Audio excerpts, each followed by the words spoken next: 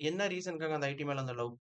Maybe அந்த அவங்களோட life style and computers அது மேலலாம் ஒரு இன்ட்ரெஸ்ட் இருந்துச்சு. ஸோ நீங்க எப்படி 19 லேக்ஸ் பிளேஸ் ஆனீங்க? ஸோ அப்ப அந்த கம்பெனி 19 லேக்ஸ் உங்களுக்கு குடுக்குறதுக்கு என்னென்ன ஸ்கில் செட்லாம் உங்களுக்கு தெரிஞ்சிருந்துச்சு? ஸோ எனக்கு இதுல அரேஸ், லிங்க் லிஸ்ட்ல இருந்தெல்லாம் கேட்டிருந்தாங்க. ஓகே. நீங்க சொன்னத பார்த்தா ஒரு 4 டூ 5 கம்பெனிஸ் தான் நீங்க அட்டெண்டே பண்ணியிருக்கீங்க டோட்டலாவே. ஹை பேக்கேஜ் எய்ம் பண்ணி தான் நான் படிச்சேனே. நெறைய பேருடைய மைண்ட் செட்ல என்ன இருக்கும் அப்டின்னா, ஒரு ஃப்ரெஷரா இருக்கிறவங்களுக்கு வந்து பிளேஸ்மென்ட் கிடைக்கிறதில்ல. இப்ப லாஸ்ட்டா வந்து 24 பாஸ்ட் அவுட்டா இருப்பாங்க. இல்ல 25 பாஸ்ட் அவுட்டா இருக்கிறவங்கலாம் என்ன நெனைப்பாங்க அப்டின்னா, ஸோ ஃப்ரெஷரா இருக்கிறவங்களுக்கு நெறைய ஓப்பனிங்ஸ் இல்ல ஐடி கம்பெனில. ஸோ நெறைய லே ஆஃப் நடந்துட்டு இருக்கு. ஏஐ வந்தனால வந்து ஐடி கம்பெனில வந்து பெருசா ஓப்பனிங் இல்ல அப்டின்ற மாரி நெறைய பேரோட மைண்ட் செட் இருக்கும். நம்ம கூட அருணா அப்டின்றவங்க ஒருத்தர் இருக்காங்க. அவங்க வந்து 19 லேக்ஸ் பேக்கேஜ்ல ஒரு ஃப்ரெஷரா பிளேஸ் ஆயிருக்காங்க. அவங்களுடைய ஜர்னிய பத்தி நம்ம டிஸ்கஸ் பண்றதுக்காக தான் இந்த வீடியோவே நம்ம போஸ்ட் பண்றோம். ஸோ நம்ம டைரக்ட்டா நான் பேசுறத விட நம்ம அவங்க கிட்டவே அவங்க எப்படி பிளேஸ் ஆனாங்க? அவங்களுடைய டோட்டல் ஜர்னி எப்படி இருந்துச்சு? எப்படி அந்த 19 லேக்ஸ் பேக்கேஜ்ல ஒரு ஃப்ரெஷரா பிளேஸ் ஆனாங்க அப்படின்றத அவங்க கிட்ட கேட்டு தெரிஞ்சுக்கலாம். ஸோ உங்கள பத்தி இன்ட்ரோடியூஸ் பண்ணிக்கோங்க. நான் அருணா ஃப்ரம் மயிலாடுதுறை அண்ட் நான் பிடெக் ஐடி ஃபைனல் இயர் படிக்கிறேன். அண்ட் நான் செலக்ட் ஆன company Optum United Health Group. IT தான் என்னோட பேஷன். ஸோ நான் 12th பயாலஜி தான் படிச்சிருந்தேன். ஸோ லேட்டர் ஆன் ஐடி வரணும் அப்படின்ற பேஷன் இருந்தனால ஐடி சூஸ் பண்ணி வந்து ஸோ இப்போ ஓகே. நீங்களே சொல்லிட்டீங்க. உங்களுடைய 12த்ல நீங்க படிச்சது பயாலஜி குரூப் படிச்சுட்டு, அதுக்கப்புறம் ஐடி உடைய பேஷன்னால வந்து நீங்க டிஃபால்ட்டாவே வந்து ஐடி குரூப் எடுத்துட்டீங்க அப்படின்னு சொன்னீங்க. என்ன ரீசனுக்காக அந்த ஐடி மேல அந்த லவ்? மேபி அந்த அவங்களோட லைஃப் ஸ்டைல் அண்ட் அது கம்ப்யூட்டர்ஸ் அது மேலலாம் ஒரு இன்ட்ரெஸ்ட் இருந்துச்சு. ஸோ அது எல்லாமும் ஒரு ரீசன். அண்ட் ஃபியூச்சர் நல்லாருக்கும்.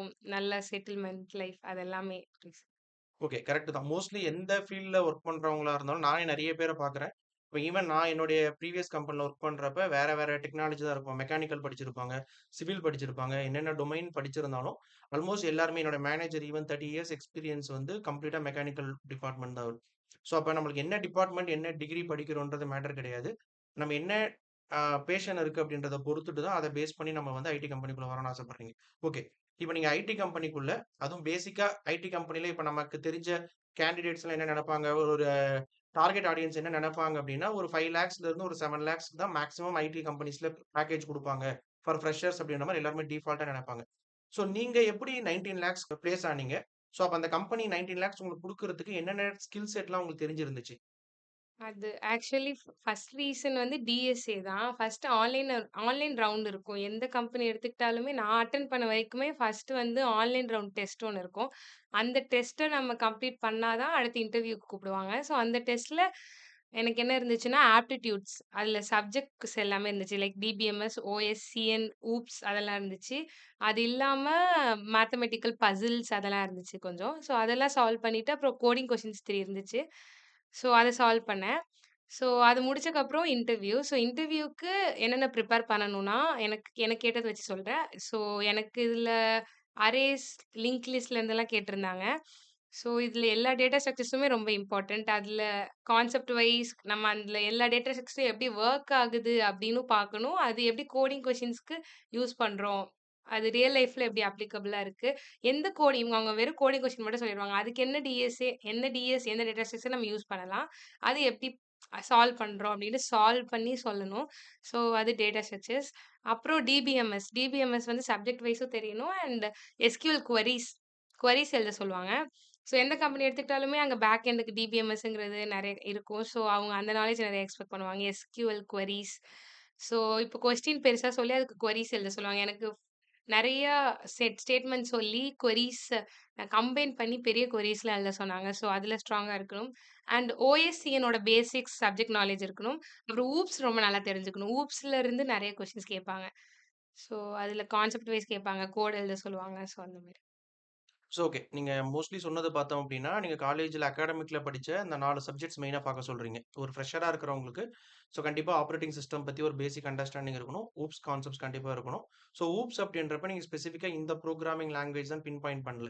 ஸோ டிஃபால்ட்டாவே ஏதாவது ஒரு programming language. So C plus plus or Java whatever. ஊப்ஸ்ல பைத்தன்லயுமே ஊப்ஸ் இருக்கு. பட் சி பிளஸ் பிளஸ் ஜாவால அதிகமா இது யூஸ். ஓகே. மோஸ்ட்லி வந்து பார்த்தீங்கன்னா, ஊப்ஸ் கான்செப்ட்ஸ் கான்ஃபிடென்ட்டா இருக்கணும். Plus data structure. ஸோ மெயினா நீங்க இப்ப அட்டெண்ட் பிளேஸ் ஆன கம்பெனி ப்ராடக்ட் பேஸ்ட் கம்பெனின்றப்ப 99% they will expect data structure algorithms. Yeah. So data structure வச்சு தான் உங்களால உள்ளவே போக முடியும் அப்படின்ற மாதிரி சொன்னீங்க. ஸோ ஓகே, நெக்ஸ்ட் என்னோட கொஸ்டின் என்ன அப்படின்னா, இப்ப நீங்க 19 லேக்ஸ் பேக்கேஜ் அப்படின்றது வந்து நீங்க அந்த கம்பெனி அட்டெண்ட் பண்றதுக்கு முன்னாடியே கண்டிப்பா உங்களுக்கு தெரிஞ்சிருக்கும். ஸோ அந்த கம்பெனியோட ஜேடி குடுக்குறப்பவே, ஸோ இதான் பேக்கேஜ், இதெல்லாம் நான் எக்ஸ்பெக்ட் பண்றேன் அப்படின்னு குடுத்துருப்பாங்க. எவ்வளோ இன்டர்வியூ அட்டெண்ட் பண்ணீங்க? ஸோ இந்த இன்டர்வியூக்கு எவ்வளோ ப்ரிப்பேர் பண்ணீங்க? இந்த எவ்வளோ கம்பெனி அட்டெண்ட் பண்ணிட்டு இந்த கம்பெனில பிளேஸ் ஆனீங்க? ஃபர்ஸ்ட்டு நான் பிளேஸ்மெண்ட்லயே ரொம்ப ஸ்ட்ரெஸ்டா இருந்தேன். நான் ஒரு 1 இயர் முன்னாடி தான் 1 இயரா தான் ப்ரிப்பேர் பண்ணிட்டு இருந்தேன். லைக் இன்டர்ன்ஷிப்ஸ் நான் ட்ரை பண்ணாம விட்டுட்டேன். அப்ளை பண்ணாம. லைக் இன்டர்ன்ஷிப்ஸ்லயே மேபி பிபிஓ ப்ரீ பிளேஸ்மென்ட் ஆஃபர்ஸ்லாம் கிடைக்கும். நான் அதெல்லாம் அப்ளை பண்ணல. ஸோ பிளேஸ்மெண்ட் ஆச்சும் நல்லா பண்ணணும்னு 1 இயர் ப்ரிப்பேர் பண்ணேன். 1 இயர் டிஎஸ்ஏ அப்பப்போ கோடிங் சால்வ் பண்றது அண்ட் சப்ஜெக்ட்ஸ் நோட் போட்டு வச்சுட்டு அந்த சப்ஜெக்ட்ஸ்க்கு important questions and interview questions அதெல்லாம் அப்பப்போ பார்த்து ப்ரிப்பேர் பண்றது அதெல்லாம் பண்ணுவேன். So number of interviews first வந்து நான் கூகுள் போயிருந்தேன். அண்ட் கூகுள் இன்டர்வியூல எனக்கு ஃபர்ஸ்ட் ஒரு டெஸ்ட்டு. அந்த டெஸ்ட் முடிச்சக்கப்புறம், அதுல ரொம்ப ஹார்ட் கொஸ்டின்லாம் இருக்கும். அதுல ஆன்லைன் டெஸ்ட்ல. அண்ட் அவங்க ரெஸ்யூமே வச்சு ஷார்ட் லிஸ்ட் பண்ணியிருந்தாங்க. அது ஒழுங்கா சால்வ் பண்ண முடியல. ரொம்ப ஹார்டா இருக்கப்போ. ஏதோ சால்வ் பண்ணியிருந்தோம். ஸோ அது போக ரெஸ்யூமே வச்சு ஷார்ட் லிஸ்ட் பண்ணியிருந்தாங்க. ரெஸ்யூமே ரொம்ப ஸ்ட்ராங்கா இருக்கு. நான் அத சொல்ல விட்டுட்டேன். ரெஸ்யூமேவும் ரொம்ப இம்பார்ட்டன்ட். சில கம்பெனிஸ்லாம் ஆஃப்டர் ஆன்லைன் டெஸ்ட் இல்ல ஆன்லைன் டெஸ்ட்க்கே ரெஸ்யூமே ஷார்ட் லிஸ்ட் பண்ணுவாங்க. ஸோ ரெஸ்யூமே நல்லா பில்ட் பண்ணி வச்சுக்கணும். ஸோ அதுக்கப்புறம் இன்டர்வியூ அட்டெண்ட் பண்ணேன். அதுல நான் 3 rounds of full and full DSA தான். மத்த கம்பெனிஸ்லாம் எடுத்துக்கிட்டா லைக் ஓஎஸ், சப்ஜெக்ட், ப்ராஜெக்ட்ஸ் எல்லாமே கேட்பாங்க. கூகுள் மெயினா ஃபேங் நீங்க கூகுள், அமேசான் எங்க போனாலுமே 3 ரவுண்ட்ஸ் இருந்தாலும் full and full data structures தான். அது மீடியம், ஹார்ட் அந்த லெவல் தான் இருக்கும். ஒருவேளை ஈஸி லெவல் குடுத்தாலும் 3 ஈஸி லெவல் குடுப்பாங்க. அந்த மாரி தான் குடுப்பாங்க. ஸோ ரொம்ப ஸ்ட்ராங்கா டிஎஸ்ஏ ரொம்பவே லைக் ரொம்ப டாப் கோடர்ஸா இருக்கிறவங்களால மட்டும் தான் ஃபேங் கிராக் பண்ண முடியும். பட் என்னால கூகுள்ல 2 ரவுண்ட்ஸ் தான் கிராக் பண்ண முடிஞ்சுச்சு. 3 ரவுண்ட் வந்து ஒரே ஒரு ஒரே ஒருத்தவங்க தான் சால்வ் பண்ணாங்க. அவங்கள மட்டும் தான் அவங்க செலக்ட் பண்ணாங்க. ஸோ அதுக்கப்புறம் நான் ஆரக்கிள் அட்டெண்ட் பண்ணியிருந்தேன். ஆரக்கிள் வந்து அதேதான் DSA, OS, OOPS and main இம்பார்ட்டன்ட்டா டிபிஎம்எஸ், எஸ்கியூஎல் தான். ஏன்னா அதுவே லைக் எஸ்கியூஎல் ஆரக்கிள் வந்து ஒரு டிபிஎம்எஸ் இதே இருக்குங்கிறனால, டிபிஎம்எஸ், எஸ்கியூஎல் கொரீஸ் ரொம்ப கேட்டிருந்தாங்க. 3 ரவுண்ட்ஸ் இருந்துச்சு. 3மே கிராக் பண்ணேன். பட் ஏதோ ஒரு ரீசனால அவங்க வந்து என்ன அட் லாஸ்ட் செலக்ட் பண்ணல. மேபி சிஜிபிஏ கூட ரீசனா இருக்கலாம். சிஜிபிஏ நான் 8 கிட்ட வச்சிருந்தேன். மேபி அவங்க 8.5 அபோவ் இருக்கவங்கள எடுத்திருந்தாங்க.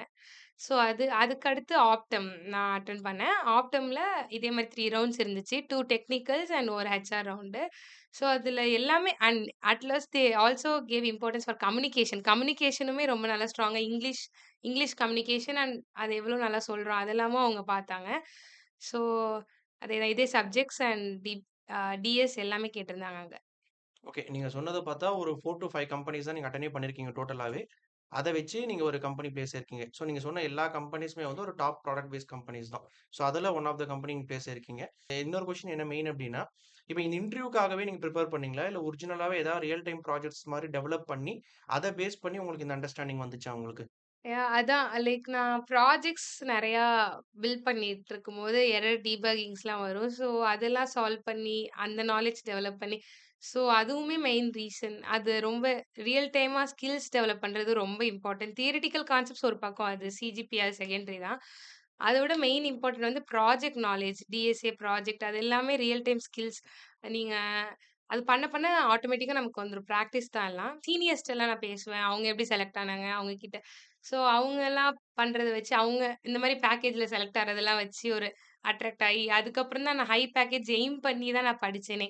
லைக் ஹை பேக்கேஜ்ல போணும். 15 லேக்ஸ் அபோவ் அப்படி அந்த மாரி நெனச்சு தான் படிச்சேன். ஸோ அதுக்கேத்த மாரி ப்ரிப்பேர் பண்ணிக்கிட்டேன். ப்ராடக்ட் பேஸ்க்கு அப்ப டிஎஸ்ஏ அப்ப ரெகுலரா படிக்கணும். நார்மலா படிச்சா நம்ம இந்த அளவு போ முடியும் அப்படின்னு சொல்லிட்டு அதுக்கேத்த ப்ரிப்பரேஷன்ஸ் பண்ணேன்.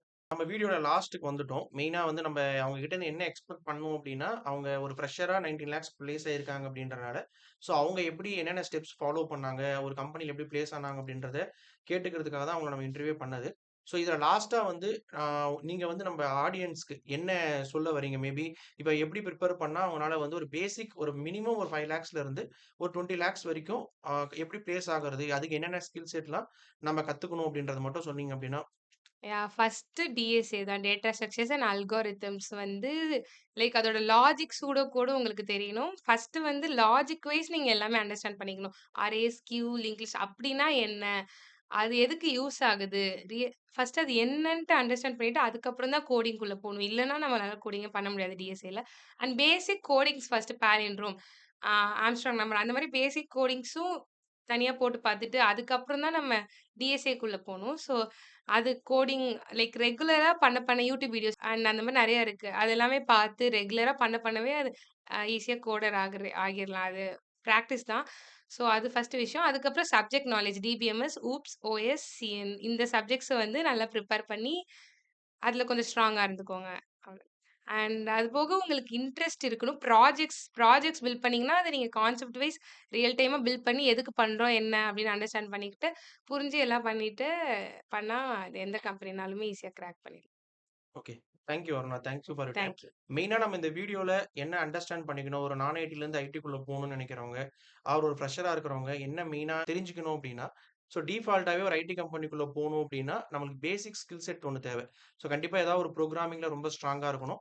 பிளஸ் கூடவே வந்து ஒரு டேட்டா ஸ்ட்ரக்சர் அல்காரிதம் தெரிஞ்சுக்கணும் அப்டின்றது தான் 2 பாயிண்ட். இது கூடவே அடிஷனலா என்ன பண்ணணும் அப்டின்னா, ப்ராஜெக்ட்ஸ் ஒர்க் அவுட் பண்ணணும். இப்ப நான் வந்து எக்ஸாம்பிள் ஒரு 10 மணி நேரம் வீடியோ வந்து ஒரு YouTubeல பார்த்துட்டேன் அப்டின்னா, இந்த நாலேட்ஜ் எனக்கு கெயின் ஆகும்னா கிடையாது கண்டிப்பா. ஸோ அப்ப என்ன பண்ணணும்னா, அந்த ஸ்கில் செட்ட வந்து நம்ம யூஸ் பண்ணணும். ஒரு ப்ராஜெக்ட்ல இந்த பர்ட்டிகுலர் கான்செப்ட்ட நம்ம எப்படி யூஸ் பண்றோம்? எப்படி அது ஒர்க் அவுட் பண்றோம்? அப்படின்ட்டு, நீங்க அத ஒர்க் அவுட் பண்ணி பார்த்தீங்க அப்படின்னா தான், அதிலிருந்து நெறைய டெப்த் நாலேட்ஜ் கிடைக்கும். ஸோ அதனால வந்து அவங்க சொன்ன மாரி, அ ஈஸியா ஃப்ரெஷர்னால ஈஸியா பிளேஸ் ஆக முடியும். எந்த பேக்கேஜ் வேணாலும் பிளேஸ் ஆக முடியும். இதுக்கான ஹார்ட் ஒர்க் நம்ம சைட்ல போட்டா மட்டும் தான் பிளேஸ் ஆக முடியும்ன்றத டிஃபால்ட்டா மைண்ட்ல வச்சுக்கோங்க. So thank you Aruna. Thanks for your time.